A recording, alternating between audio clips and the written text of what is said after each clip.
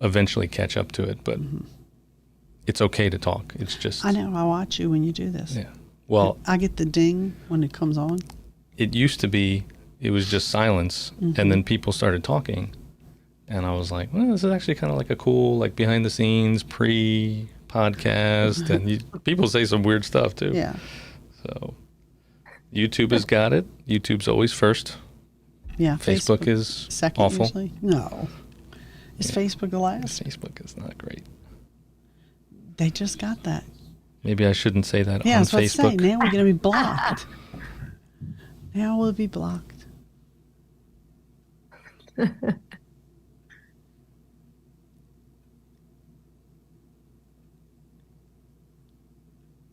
you have a podcast studio, Orly? No, I don't. I think that's the reason one of the reasons Emil came down to New Orleans from New York. Well, he's from New York, but he was living in Ohio. I did not mention that. I wanted to surprise you later. Where in Ohio? Where in Ohio? He was in Canton, right? Yeah, Canton area, North Canton. Oh, very cool. I have family there. That's fine. I'm originally from Long Island, though. So Nice. yeah, you see, there you go.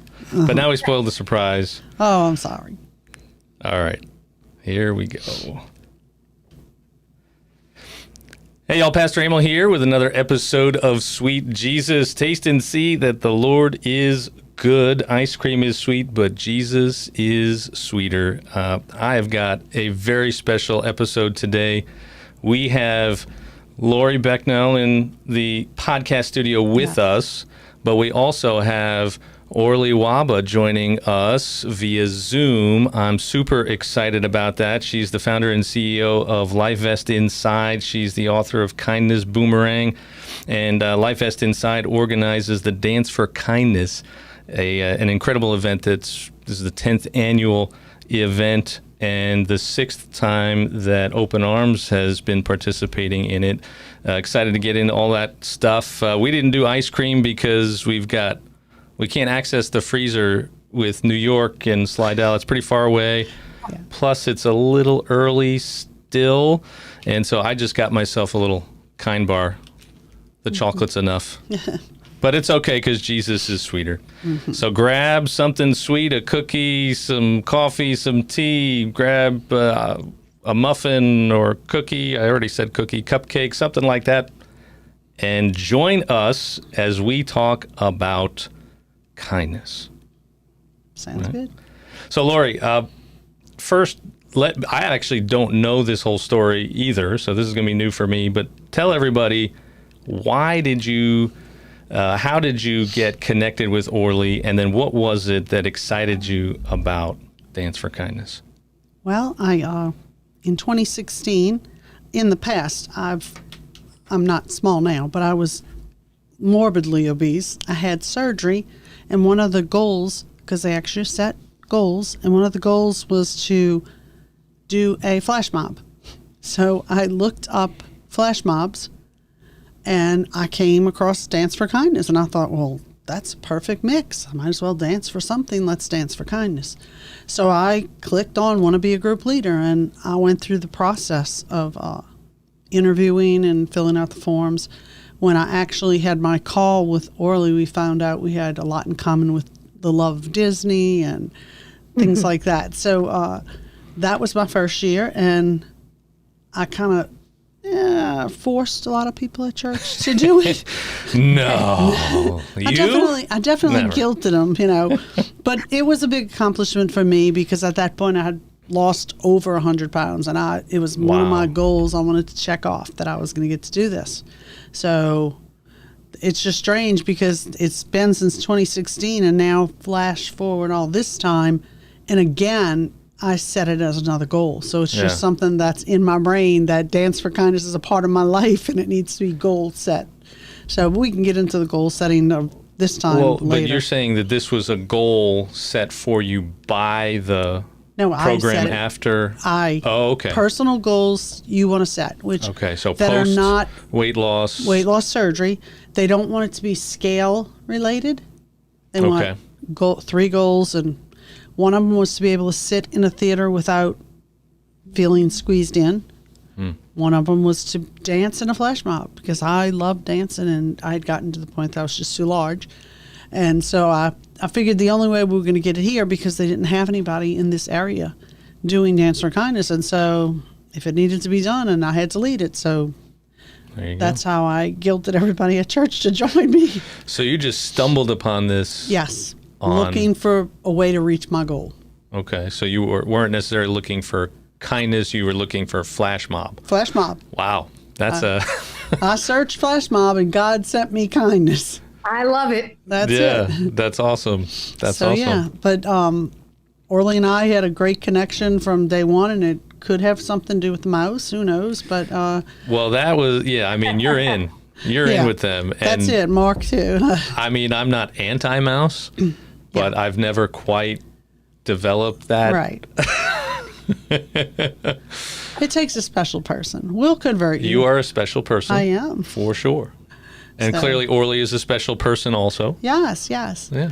And I think we're Orly, gonna have to do it. I think we're gonna have to do a trip at some point yes, together. yes. We're gonna have to do that. We're going to do a group leader reunion. I wanted to do a group leader reunion as part of like the Disney marathon. Yes. There you go. And you can also have a motivational thing at that time because they do Yeah. that at the different hotels. Yeah. So that's a plan. We're going to work on that. So Yeah, look at that. are you saying that this is a selling point for anyone who wants to be a group leader, that there may be Yeah, a reunion maybe in in Disney at Disney. some point? 100%. That's, I mean, that just makes you sign up right away. Yeah. There you go. All you need is an excuse to go visit the That's mouse. right. Go to the Right. mouse. Exactly. So, So, Orly, how and why did you start Dance for Kindness? Or maybe it's a step back, Life Vest Inside. Take us through the development of this flash mob event, this effort to share kindness with the world. Well, I tell you, I mean, Life Vest Inside, kindness in itself has been something that's been a part of my journey since I was a little 4-year-old kid that dreamed of changing the world. I mean, this was a huge part of my life.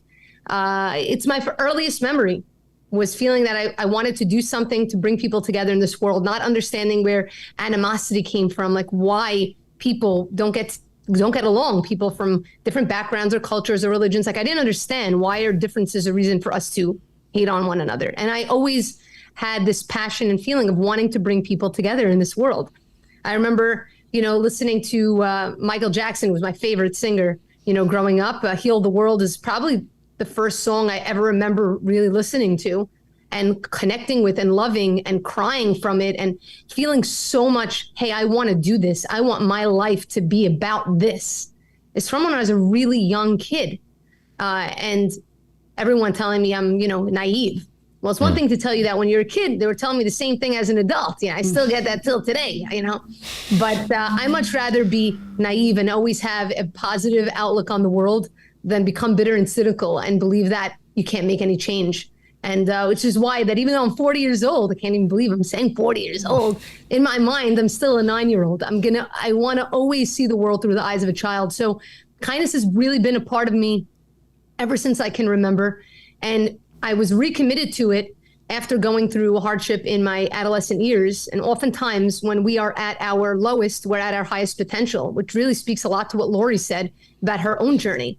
When we are at our lowest, we are at our highest potential. We're pushed against the wall. And that's when we're tasked with, what is inside of you? How much do you want it? And that's really where you can, shine through. And in my adolescent years, we had a fire in my house. We lost everything overnight. It was a very, very difficult time in my life. I was always a very, very big believer. Everything happens for a reason. Very faith-based ever since I can remember as a young kid, my dad tucking me into bed and having my private convos with God and feeling like, hey, I'm meant to do something to bring people together. I want to be a part of doing good in the world. But going through that hardship, and it wasn't just that, it was, my dad lost his business. It was a lot of really hard things happening in the same year period. And I was home from school for several months. During that time, I didn't even have anybody come to visit me or call and see if I was okay. And I felt so isolated and alone that it made me question my value, my worth. And I was angry. I was angry at the world, angry at my friends, my family. I was angry at God, but he was actually the only one I was talking to. And To be very honest, it actually strengthened my faith even more. I mean, my faith was always strong, but it made it even stronger, to be honest.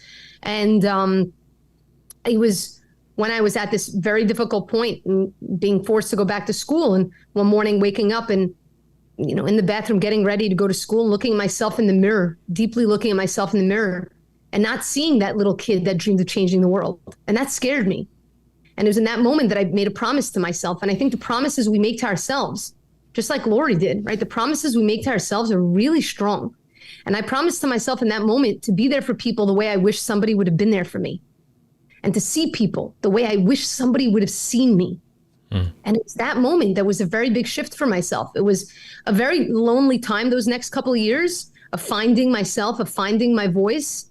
But it was so vital. And I'm very, very grateful for those hardships, because I wouldn't be the person I am today.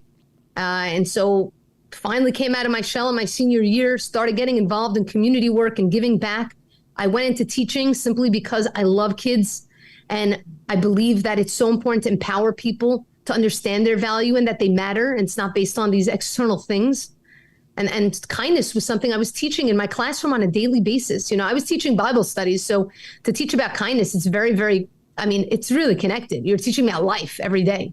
So, and it was my students that empowered me. They said, Orly, you got to share this message with the world. And that was a dream of mine. And they gave me that confidence to do it. And it was in my summer off from teaching that I shot a short film called Kindness Boomerang, all based on real life experiences I went through, these little moments of kindness that have happened in my life. And little did I know that film, after I posted it, would go crazy viral. It just reached well over 100 million people globally. And that's really what started LifeVest Inside. I didn't have a website. I had nothing. I just had this video. And all I was doing for that year was answering every single person that commented. And there were thousands of comments coming in a day, thousands. But, I always was learned that if somebody's talking to you, you talk back to them. So I responded.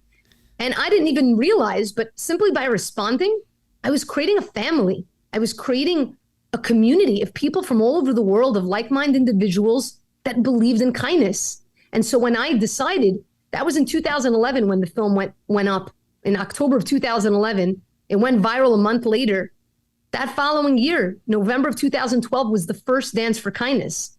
How did it happen? I had a dream about it. I know it sounds crazy, but I did. Same as I had a dream about the film. I had a dream, and in my dream, there were thousands, tens of thousands of people in front of the UN. This was my dream, okay? And they were holding flags of their country. And on the other side, a flag of LifeVest, which said, "By living kindly, change is possible." And they were singing and they were dancing together. And I woke up and I'm like, holy moly, this is what I need to do. Dance and song really brings people together and unifies them. I got to bring the world together through song and dance. But I had no clue how to dance. I played basketball. I played sports. I was not coordinated with dance. We can talk about that later. I am not either, and this is a challenge for me this year. You and I will have to have a dance off. I'll tell you, you'll probably win. But there I was, and I said, if I'm going to teach other people to do this, I first need to learn how to do it. And I organized my first dance in June of 2012, just in New York. Most people don't know this. So that I could learn what to do, so I could teach others what to do.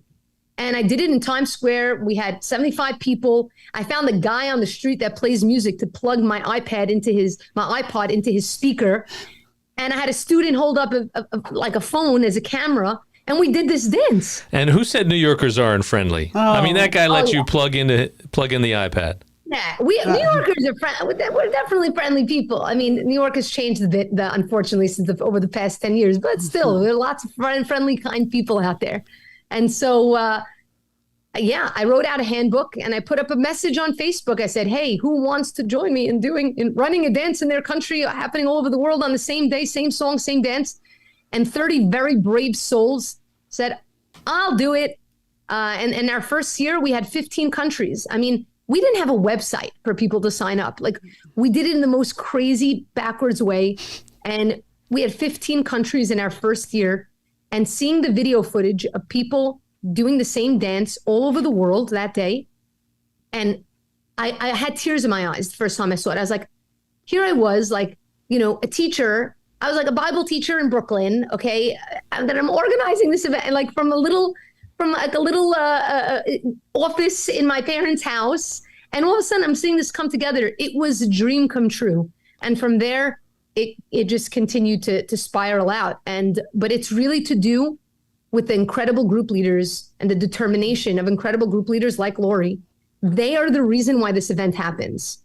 They are, to me, and I tell this to all my group leaders, my favorite part of this whole event, the day of the event and seeing it all come together is very nice. But my favorite part of this event is the group leaders. That is my favorite part of this event, is the relationship with the group leaders. And they are so determined. And, I've connected with, we've had group leaders from age 10 to age 76. Okay. Wow. Mm-hmm. People that have never organized an event in their life, people that never used technology, that I had to teach them like how to use their computer, okay, to help organize the event and stuff like that. And it's amazing seeing our group leaders succeed, and not only putting on their events, but many group leaders went on to organize their own organizations. Wow. Affecting and impacting thousands of people in their local communities. So coming out of an act of kindness within the Dance for Kindness, they created something else. Wow. Yeah. So you're changing the world is what you're saying. Listen, I'm doing my part just like we're all doing our part. We all change the world. We don't realize that. But you see, our choices matter. Every choice that each and every person makes matters. There isn't an extra person in this world. It's not like, oh, oops, I created an extra person. That was a mistake. No, if you're here, there's a reason you're here. And no one else can fulfill your reason for being here. Because no matter what I'm going to do, I'll never be able to do what you can do or Lori can do. Everyone has a purpose. And if we come to understand that, we're more likely to make better choices. Yeah. Well, and I think there's that balance of, you mentioned earlier going through that really hard time and just questioning your own self-worth. I think sometimes we put too much weight on our choices, and that makes us not want to think about our choices. We think that our choices determine our value, but actually once we realize our value, then it's a lot easier to recognize 100%. that our choices do matter and we can have a positive influence. But, if you screw up, it's okay. You're still valuable. We all make mistakes. We are not our mistakes. And that is very key. I mean, you hit it right on the head. I mean, empowering people and self-value is the key to everything about Life Vests Inside. That's the concept of our life vest is inside of us, that our greatest strength is right there inside of us. But we have to look at ourselves in the mirror and recognize that the person staring back at us is worth betting on, is worth betting on. Yes, we make mistakes. Yes, we have flaws. Yes. But we're here. You have air in your lungs. There's a reason for you to be here. There's a reason that you are here. And yes, if you made a mistake, that's okay. The next day you get back up and you try again. We're all human. And no matter what, every one of us questions our value at some point or another. No matter how much a person is confident in this and successful, if somebody tells you they don't question their value, they're just lying to you. Everybody does. And that's okay. It's okay to have those downs. But it's about knowing how to get back up. Yep. That's right.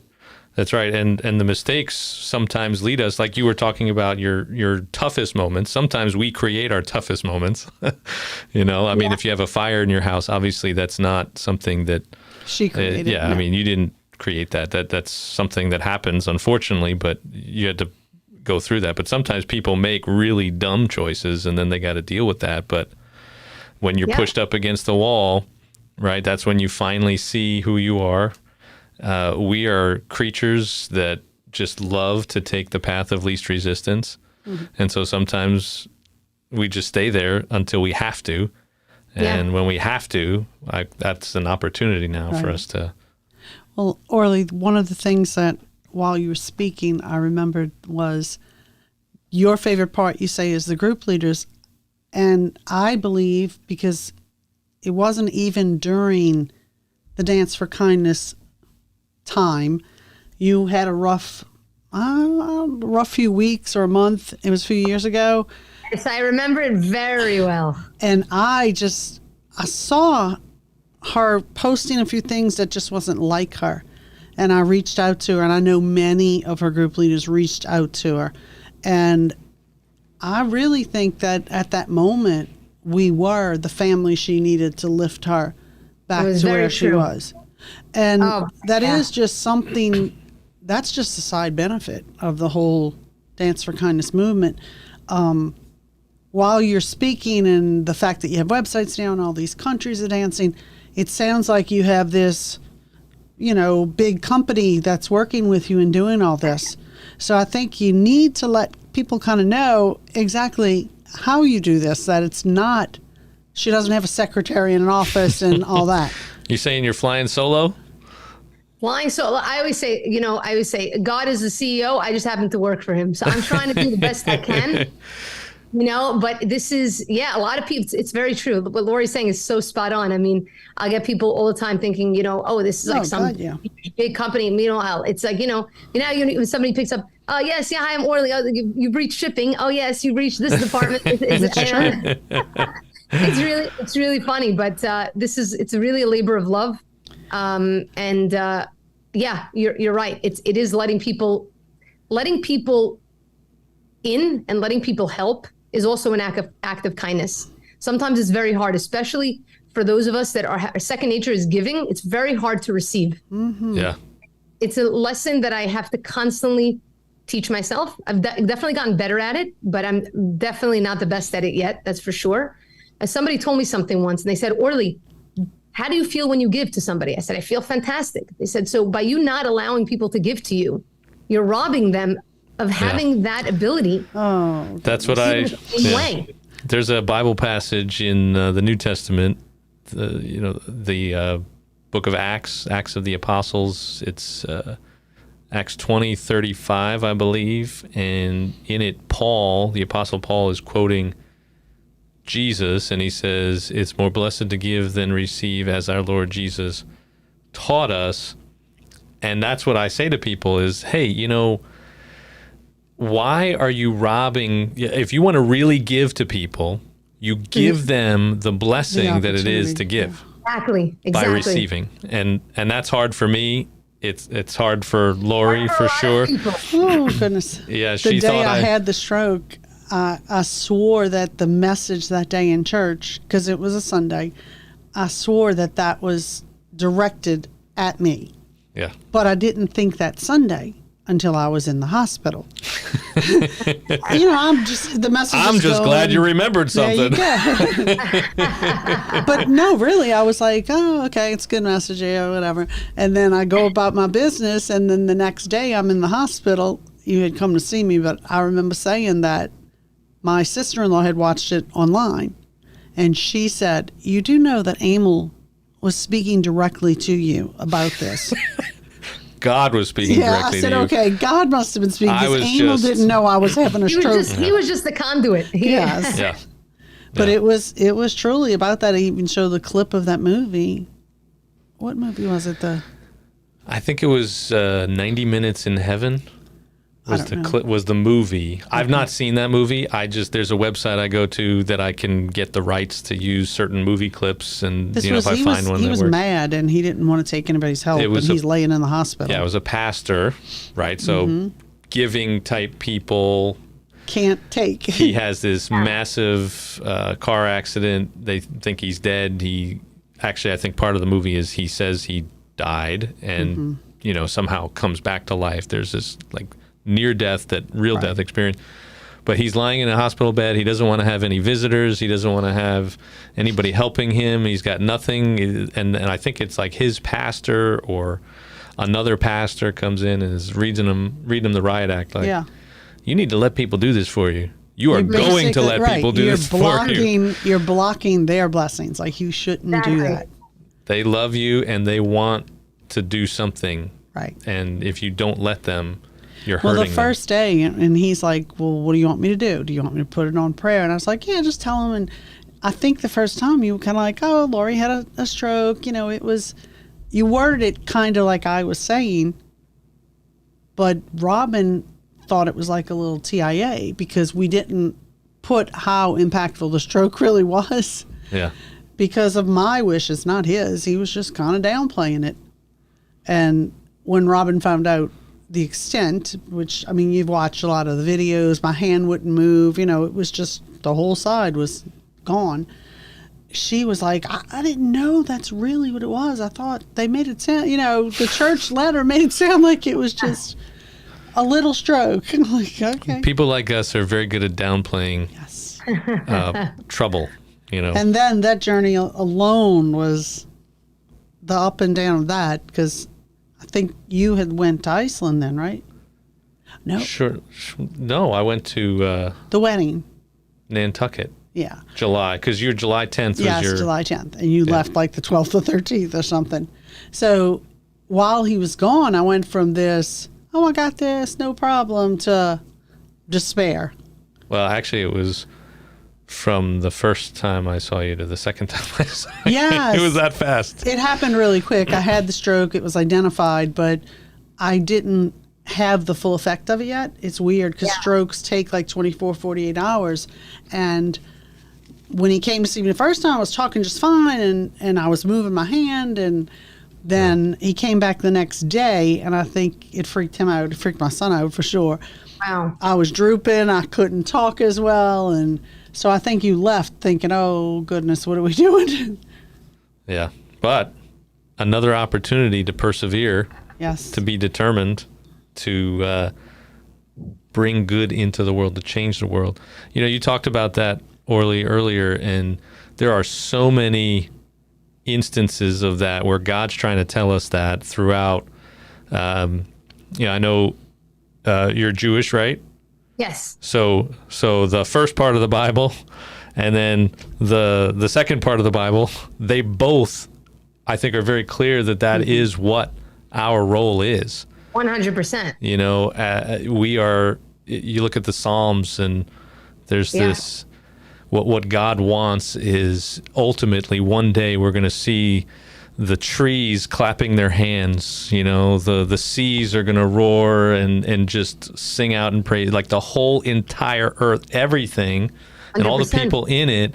There's going to be this incredible moment when things Joy. are finally all better. Yeah. And, the New Testament with Jesus, he's definitely sending people out to try and fight back against the darkness, the evil, the unkindness in the world, within ourselves first, but then through ourselves out into the world. So I don't think we take it as seriously as you really, as a 4-year-old, you were thinking this, like, I have to change the world. I'm telling you, I know it sounds crazy, but I said faith was a very, very big part of my life. And my dad is a man of incredible faith. He's a super humble person, my father, and he has very pure faith. Really, really, he's gone through so much hardship, but he always tells me when, no matter how difficult things were in his life, his line always was, Orly, God is big. That's his line. God is big. God is big. Much bigger than we can even understand. So He's got he can do this. what he- That's right. and that was really, so that's a very big part of, I guess my earliest development in terms of that faith. And so I did. I felt very much that I was meant to do something to bring people together. I want to be able, I know that the world has the capacity. We have everything that we need in order for everyone to have everything that they need. And it's just about us getting out of our own way. And more than anything, having faith in one another again. Because yes, there are people that do bad things. Yes, of course. But if when that happens, we then lose faith in one another and we lose faith in humanity, that's when society will crumble. And it's so important for whoever is out there to be able to continue spreading positive messages. And at the end of the day, values, morals, ethics, this is what the world stands on. And when the values and the morals of the world disintegrate, then the society disintegrates. And so it's so important for us to know what's important and to live those values. When we live those values, we inspire others to live them as well, and to believe again. We just need to believe again. Mm-hmm. Yeah. Being kind to one another. I was watching some YouTube video. I forget exactly what I was trying to watch, but it was one of these ads. But the ad was like 45 minutes. So I'm looking at it and I'm like, a 45-minute ad? So it already had my attention, because who thought that putting a 45-minute ad And I watched the whole thing. No. And it was about this investor guy, economist, something like that. And he's talking about the rise and fall of empires. And he categorized America sort of as an empire. And he tied it into investing and economics and all this stuff. But he said that you can look through history and you see the same pattern for every single empire that's ever existed. Now, I'm not saying that America is or should be an empire or anything like that. I'm just recognizing America because you're from New York. We're Americans. It's election day. I voted today. So he talked about the two things that basically go wrong are exactly what you talked about. It's a very big thing. Yeah, people, well, first off, they spend way more than they should. So that's the economic part of it. But then the other part of it is they just treat each other like garbage. And it's the everybody against each other and fighting for what the other has or not looking out for the other or, and it plays itself out in a lot of ways, ethics and all those things. Yeah. But he said, if you want to keep America from not going off the rails, spend less than you make and be nice to people. That was the whole point of 45 minutes. It is the key. When you could see, like you said, when you could see throughout history that when the moral fabric of a society disintegrates, that society, that empire comes to an end. I mean, it is literally a pattern. So it's very scary. And it's something that we have to be very mindful of. 100%. Yeah. And, you mentioned suffering, and I can't not kind of go down that road a little bit because Lori's story, the first story, and now here, I mean, you being here, you're fighting through a lot to just be here, and my life has changed drastically since July. And it is strange. I didn't even think about when you said, how did you and Orly get started? I'm like, how did I? And then I went, it was the flash mob. And so, the three things that I listed for my goals were the shop in a regular store, not a plus size store, fit in the seat of a theater without being stuck, and dance in a flash mob. So that's how we met. And then I went from the hospital with the stroke into the rehab. And the nurses, when they're doing your triage and, they say, okay, we need to set some goals. What do you want your goals to be? And I was like, okay, I want to be able to take care of myself, meaning that I could go to the bathroom and not need assistance. I could bathe and not need assistance. And I can get food for myself. Like, I don't need to be able to drive. I don't need to do those things. I just want to live and be able to hold my grandbaby and be around my family. And they're like, okay, well, that we're definitely going to do. Do you have any other goals? Is there a goal that we can work towards? And I said, well, because I had already done the application and all for the group leader thing again, because Orly had told me way back that we would definitely doing it. Because last year that's right. COVID last year we were doing it, and I think Orly and I, she had reached out to a bunch of the group leaders, and one of the persons she reached out to was me. What do you think we should do? And I went to you, and we kind of talked everything out. I don't remember what I said. I hope it was helpful. But no, it's true. We kind of figured it was better because of the big raise in cases that they had. We didn't want to be a super spreader, so we postponed it, and we wanted the 10th year to be what it should be. A big year. A big year. So we God put is big. that off. God's 10th year's big. Got to be big. That's right. 100%. But then even the ones we did virtually, I think were, because everybody was stuck inside anyway, and it was fine. But anyway, the goal that came in my head was, well, how will I be in November? Do you think? Like my question since July 10th has been, okay, how far can I go? What can I do? And they've all said that 6 months, you'll have an idea. But 1 year, that's it. 1 year is as far as you're going to get. That's after a year, if you haven't regained like the foot drop that I have with the brace I have to wear, if I haven't regained that, then I'm not going to. I'll be wearing the brace the rest of my life. Well, I don't care. That's fine. I still can bathe myself. You've never ever been put down, been humbled to the point of, until somebody's had to wipe your butt. I'm sorry, but it's true. Until somebody's had to wipe your butt. And I'm like, being in healthcare, was always the caregiver. When, like Orly, I was probably 5 years old, not 4. But I remember my mother telling me for the first time, Lori, you can't save the world. You can't. And I was like, but Mom, she doesn't have anybody to eat with for Thanksgiving. You need to come over. This was the clerk at the grocery store. And So you're inviting everyone and over I was to the... inviting her over for Thanksgiving. And when we got out, my mom's trying to tell me that was very nice, but you really need to understand you can't save the world. So every stray dog, cat, and when I got older, stray guy who just was lost, I would bring him in. Like all the riffraff would come home. I remember going to the French Quarter one night and came across a guy from England who was obviously too drunk to remember where he was staying. We passed different hotels. I'm driving him around. And he's like, no, I don't think. We went in, asked if he was staying there. He ended up, my mom woke up and he was sleeping on the floor in the den. And my mom was like, okay, I know I've said this before, but this is a bit much. You can't. I said, his name's Nigel, Mom. He's really nice. He must be good. Yeah. Yeah, his name's Nigel. Nigel. Lori, there's so much in common. It's so crazy. Oh, it's true, because when you were telling... Your mom would be friends because... Yes. When you were saying your story, I remember our first interview, Michael Jackson was my favorite.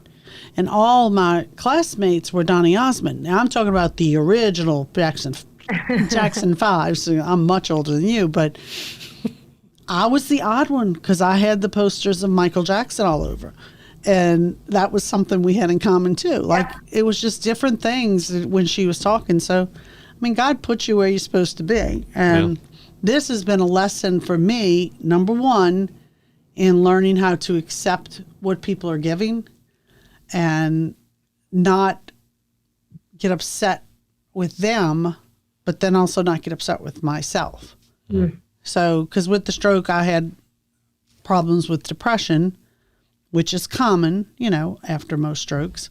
And because I'm in the healthcare, it was easier. I knew this is depression. This isn't, oh, Laura, you're tired. When you don't want to get out of the bed and you literally will get out of the bed at noon and then go back to bed at 6, there's a problem. So, I called the doctor and I'm telling him, the nurse, I should say, and she's taking the notes. And I said, look, I just need him to call me. And she goes, I said, he just needs to start something because whatever you give me is going to take 2 weeks before it even works its way into my system. And she's like, okay, well, I have an appointment on such and such. I said, I don't think you understand. I am telling you I'm depressed and I know that. And you wait 2 weeks. I hope I'm still here, lady. And she was like, oh, okay. Yeah, it was definitely a... Yeah, sometimes I have to get like that with people who aren't listening. Yeah, it's true. Because you're trying to be kind and nice, and you're like, hey, no. I'm like, okay, lady, I hope I'm here still. So suffering is really important to this whole kindness thing, I think, because often when we're not being kind, it's because we've suffered or we are suffering, and we're kind of in this, like, woe is me thing.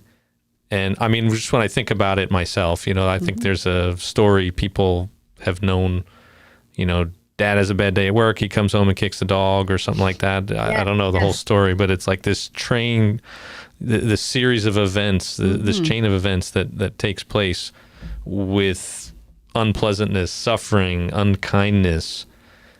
And if we can just get ourselves up out of ourselves, we actually find that maybe our suffering is not as bad as we thought. Right.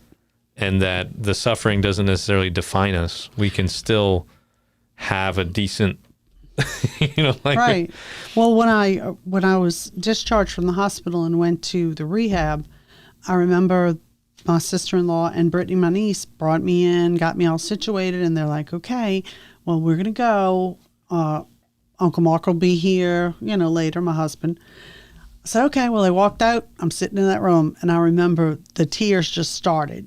And I'm thinking, I'm in rehab. Like, I'm going to be here for weeks, and this is what patients go through. And I'm like, being in healthcare, even working at acute care, long-term acute care places, didn't realize what it felt like. And that's when I just started to pray, and I was like, okay, God, this is the path you've given me.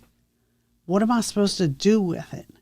And the thought of even a medical professional didn't know what it felt like. Somebody's going to tell people, this is what it's like. And so I videoed that first day, and I'm like, okay, I had a stroke. I don't know if y'all know, but this is what this is doing.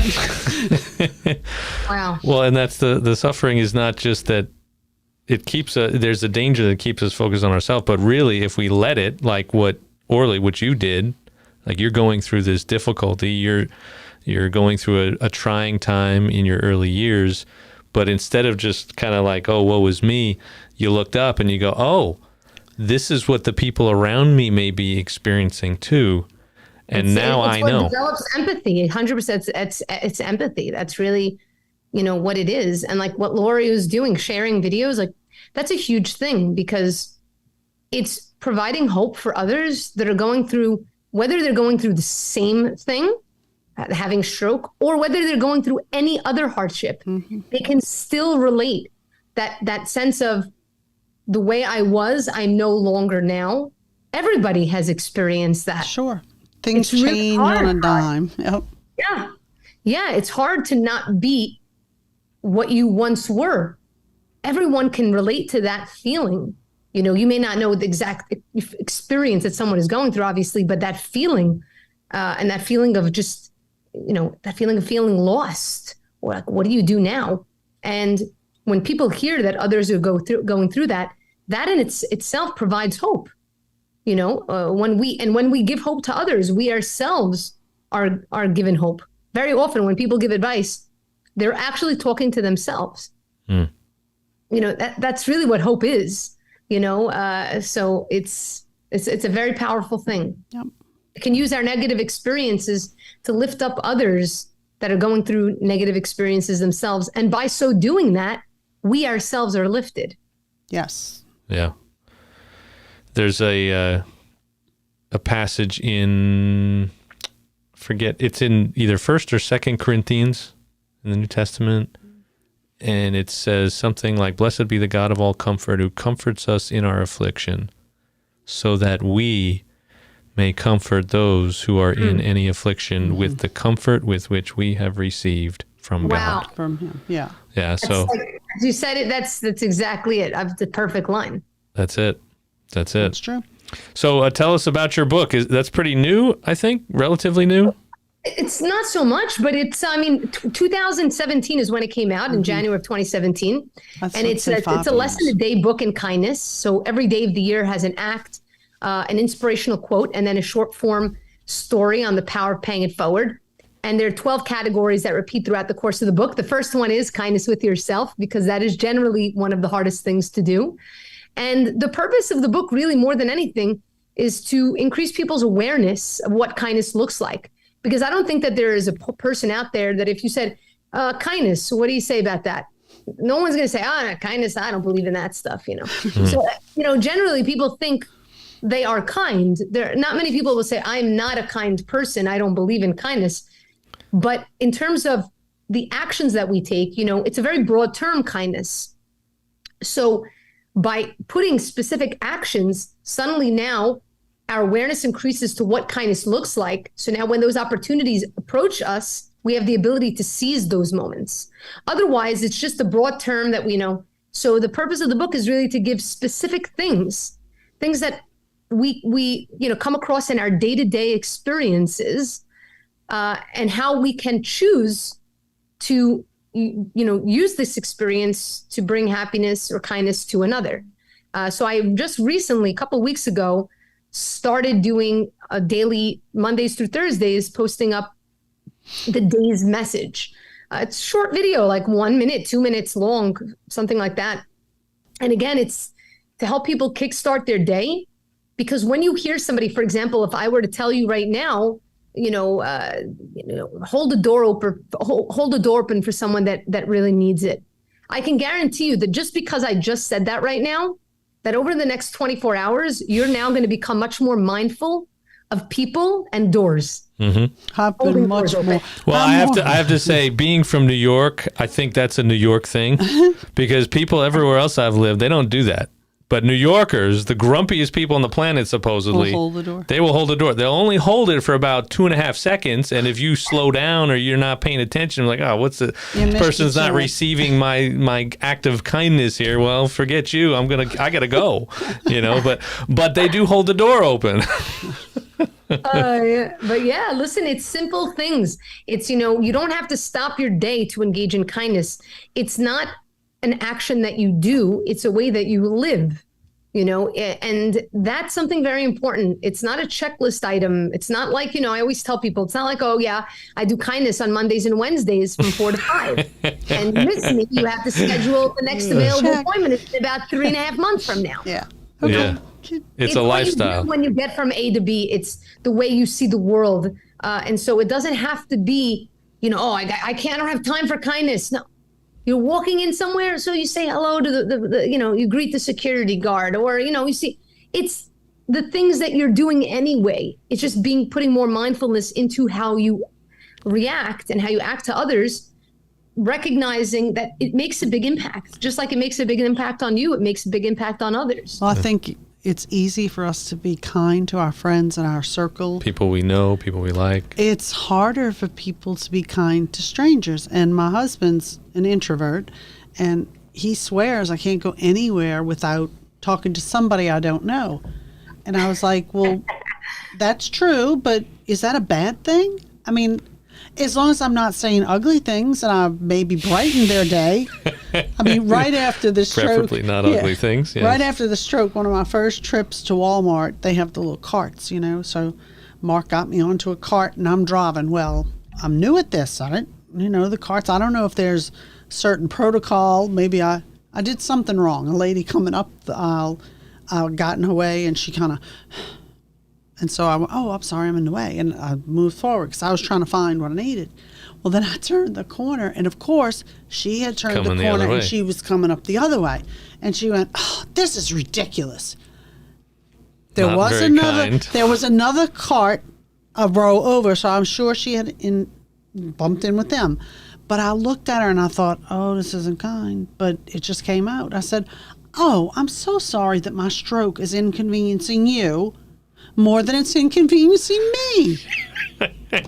And she kind of looked. You are witty. And she looked and she's like, oh. And she just walked off. You could tell she was embarrassed. But let me tell you, I bet she thinks twice about making noises at the 100%. people in the carts. Yeah.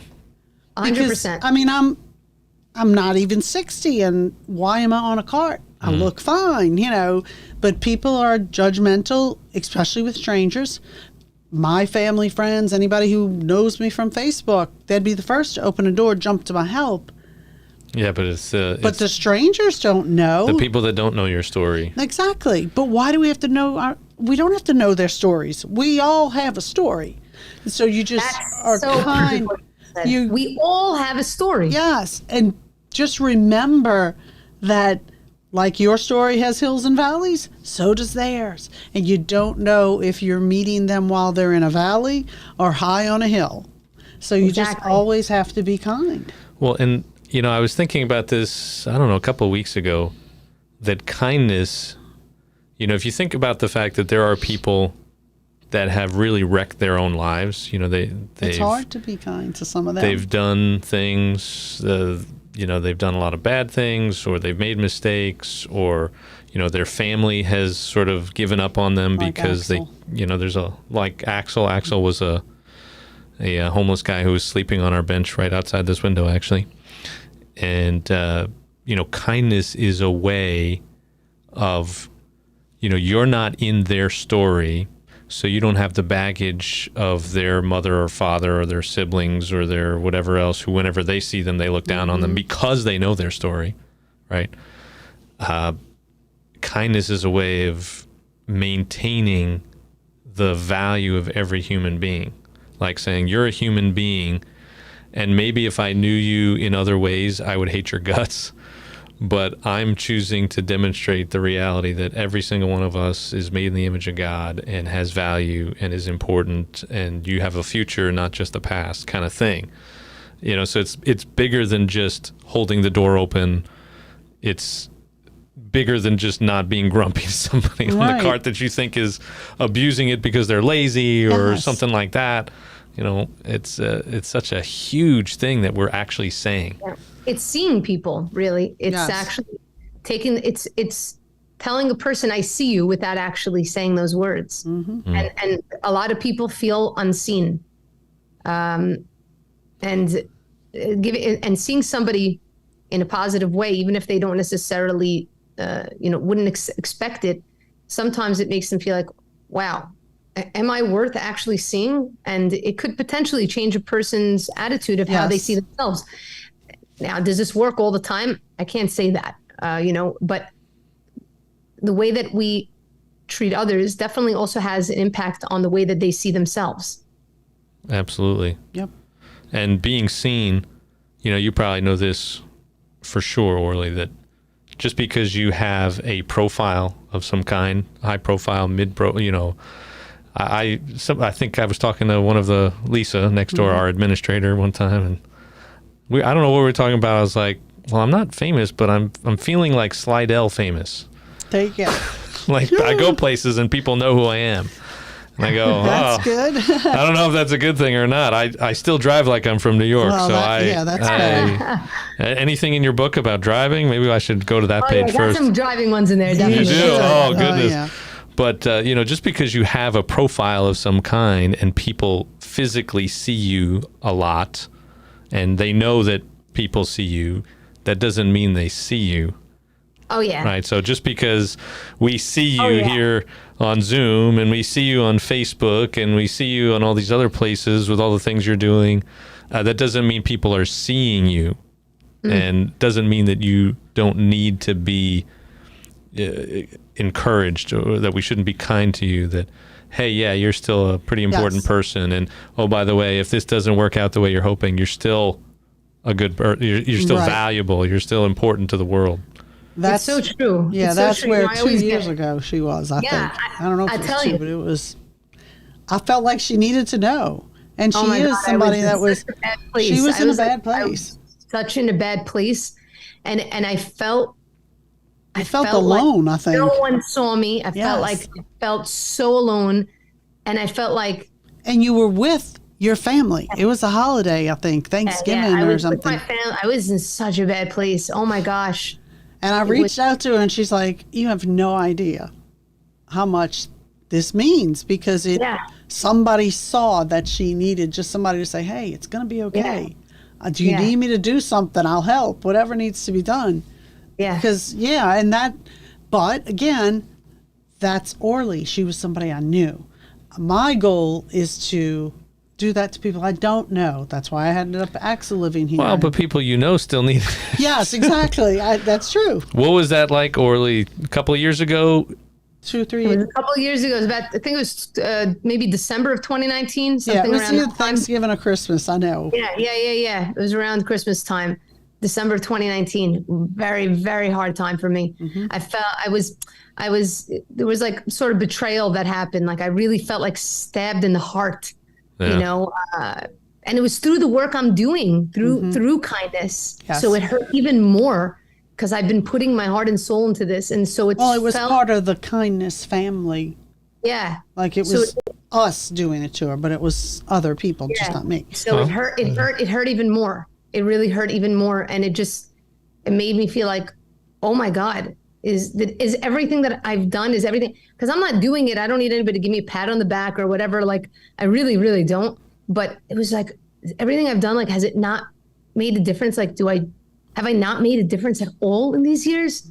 And that is a very, very scary feeling. Like when you feel like, I didn't even make a difference. It was worthless. Yeah, no, that's not how it is. 8 years didn't do anything. It's a very painful reality. And when and even though I was amongst my family, who I love very much, they all think I'm nuts for doing this for all these years. And, I've been volunteer for the past 10 years of my life. I haven't taken any money from the organization, or I've been, if anything, having to support the organization myself, which is hard.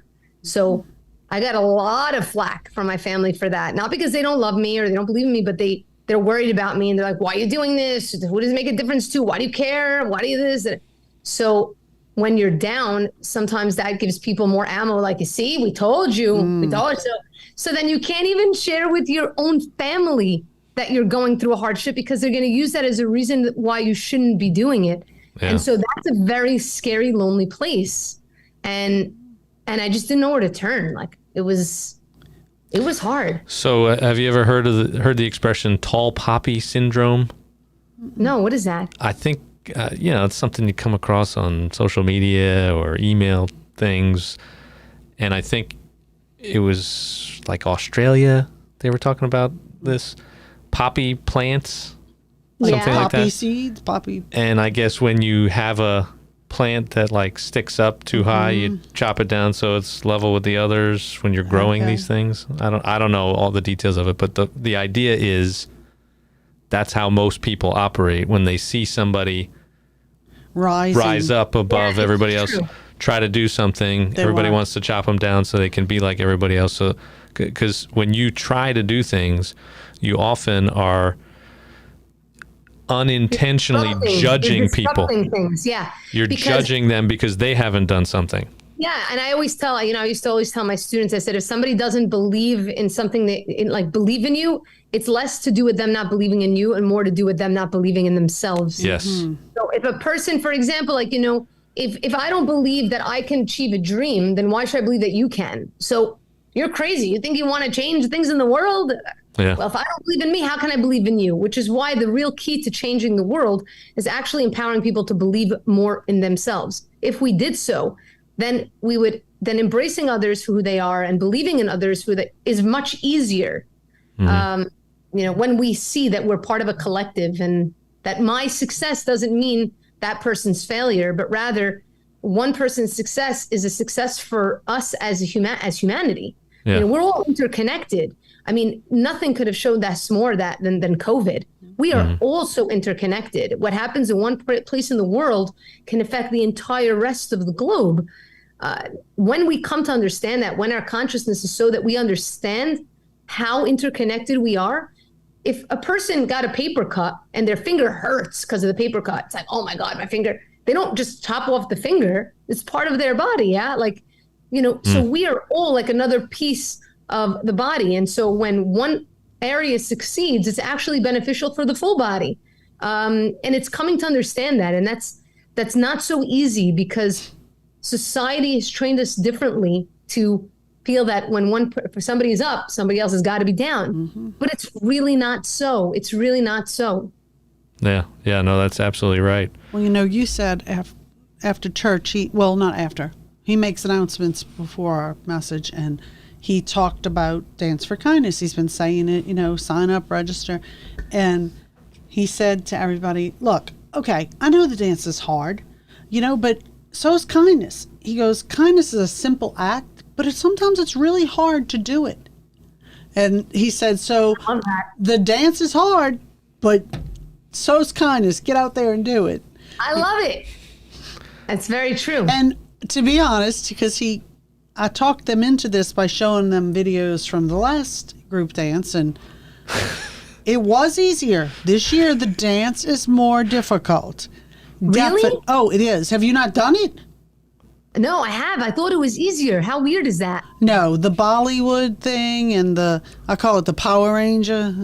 Yeah. And then the hopping, and it's not easy. Well, I did learn that I probably, as soon as you get that video about whatever the dance is, when you figure that out, let me know right away, because I'm going to need every single last moment I can get to get it right. So I've got my wife and 4 kids. We're all doing it. Yesterday I was doing it at home, trying to there you go. Yeah. Let me see. How do I get this? Heather's cleared the table out of the den, she said, and they homeschool. So there's dance class during the day. Classic. I love it. But I'll tell you, I'm definitely less coordinated than you. I'll tell you, once they invited me back when I was in Israel a couple of years ago, and I did the event there. They invited me to come on to a news channel to speak about it. And then they're like, and we would like you to do the dance. I said, wait, are you joking? I said, you want me to do the dance? I can't do the dance. So I was freaking out the night before. I'm sitting and practicing, and my friend is taking videos of me, and she's laughing like crazy. She goes, Orly, you cannot go on national television and do this. You cannot do this. And I ended up getting there, and we ended up getting the conversation went longer. So they ended up not doing the dance. And I was like, whoo. Thank goodness. Hallelujah. The gift of gab. Oh my gosh, it was such a funny night trying to sit and do this and like do it right, like perfectly. Oh my goodness. Where are you dancing this year? Well, the truth is I'm right now in New York. Right, but you're going home. I'm going back home supposedly tomorrow, but there is a slight possibility now that I'm not going back home tomorrow because of meetings that I have going on for one of the other initiatives I have for the Abraham's Legacy project that I'm doing. So I may end up being in New York for Dance for Kindness and then joining them here. Yeah. So it just depends. This is the first year that I'm actually not organizing an event myself. I usually organize an event myself in wherever I am. Right. But you don't have helpers as much. So you I had no helpers this year. So this year I'm not. And thank God. We can't say no helpers because Arvind is always. I can't say no helpers. Yeah. I mean more with the technical part of like the day-to-day stuff. But yeah. So I guess I'm going to see where I'm going to be. I have no idea right now. Okay. Well, you have an exciting week ahead of you. Exciting couple of hours maybe while you're figuring all that out. Yeah. But I don't want to keep you too long. So you got any last final thoughts you want to share? And we'll let you get to determining whatever tomorrow looks like for you. Yeah, where today looks like. Well, first of all, I just want to say thank you so much for this opportunity. And I have just a personal thing I want to say to Lori. Lori, I know I said this to you, but I want you to know, and you have inspired me tremendously. You have no idea. Your videos, your determination, your perseverance, your heart. I mean, it's truly, truly an inspiration. And I know it's not just to myself, but it's to so many others. So I'm very grateful to know you and to call you a friend. It's not just, you're not just a group leader, but you're a friend. And I'm so, so grateful for that. Let's do Disney. Let's do Disney. Hello, yeah. I so want to do Disney with you. We'll have the best time in the world. Oh my gosh. Yes. But it has to be Disney World, okay? Oh yeah, Disney World. Okay, fine. And we do the real deal. We don't go to the land. Yeah. The world is, It's the only thing, right? I've been to Disneyland and I was like, I planned the trip and I had 5 days and we got there and we were done in a day. I was like, yeah, I know. That's what happened to me. Yeah. You got to do Disney World, yeah. Well, we're planning my grandbaby's first trip back to Disney because she was born in Orlando on that, early. Yes, I remember. You told me. It's going to be December of 2023, so maybe we'll have to work on that. All right. Well, that's good to know. Okay. That's good to know. But so excited for this and just looking forward to people coming together and recognizing that even though we might have completely different views on every single thing, the one thing that we can come together to agree on is kindness. And to me, that's the key. Amen. Amen. That's right. Any place people can connect with you specifically you want to share? Yeah, for sure. I mean, whether you could send me an email. I answer all my messages. Okay, so you can email me at orly@lifevestinside.com. It's ORLY. Or you can also send me a WhatsApp message. I mean, I seriously answer all my messages. It's 917-748-8032. You can shoot me a WhatsApp. I'll answer you. That's brave. Yeah, but she does. To me, it's all about people. I love people. So, she doesn't have to know you. You just reach out. She's going to answer. Nice. I am going to answer. So, yeah. You can connect me in whichever way and check out more information at danceforkindness.com or on lifeestinside.com or on our social media channels. And people who it's too late for them to probably sign up and join a team, or People are still signing still up. signing People up. are still signing up. It was crazy. You know that we had a school that just signed up yesterday, Oh, Lori, goodness. in Denmark. And they're like, Wow. we're doing it. We're doing it. I'm like, Oh my goodness. yeah. They came on board, did all the stuff that they needed to do. And yeah, Yep. it's pretty wild. It's really crazy. But Wow. people can sign up and, learn the dance and make it happen. So, check it out. And if it's in your location, that's fantastic. well, I got family in Iceland. Denmark used to own Iceland. There you go. Maybe I can connect Iceland to this before the week is out. That's what the Gretarsson is, right? yeah, What's Gretarsson, the middle that's name? We're not going there. Oh, I want the middle name. But even if you can't get the dance in by Sunday, you can at least find out where these things are taking place around the world and maybe go Yes. watch one and at least show your support, wear some orange. I have a cause. I mean, we usually have a cause of some type. We have Stark here in Slidell. We have the group that we're collecting things for. Yeah, Stark, an So- organization that helps people with Yeah. developmental disabilities, they connecting have canvases and acrylic paint. paints, because they do their art. That's one of their things that the people do. They do art. So we're collecting canvases and acrylic paint, and you don't have to be doing the dance to come and Yeah. Exactly. You can still get involved and you can Yes. still engage in kindness. I mean, that's 100%. The other part is that's why she does a freeze mob / flash mob dance, because you don't have to be able to dance. You just strike a kind pose, stand there, and so you can still participate. Okay. That's for sure. Well, then I can definitely do the first part. The second No, part, you're gonna do the second part. That's it. put me in the back. That's all I'll say. I'll be in the back. I'm not moving my feet. I can't. I had that fall, so if I move my feet, Mark keeps saying, "You're not doing that, right? You're not doing that." Because I'm practicing at home, and he's watching the lady do the dance, and he goes, "You're not doing that." I'm like, yes, I'm going to be standing. I'm Next going year. to do this. Yeah, Next year, Next year. right? Yeah. All right. Orly Waba, founder and CEO of Life Vest Inside, author of Kindness Boomerang, and organizer of the Dance for Kindness, their 10th annual Dance for Kindness this Sunday. You want to do it here in Slidell? You're welcome to do that. If you want to do it somewhere else, you're not in Slidell, there are at least, what was it?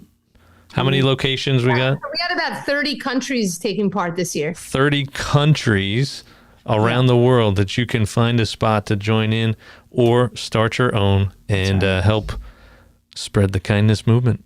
Yep. Thank you so much. Hey, you're welcome. Great to be with you, and I hope to catch up with you real soon. You can hang on here after I shut everything down if you want to say anything afterward. All right, y'all. Hey, taste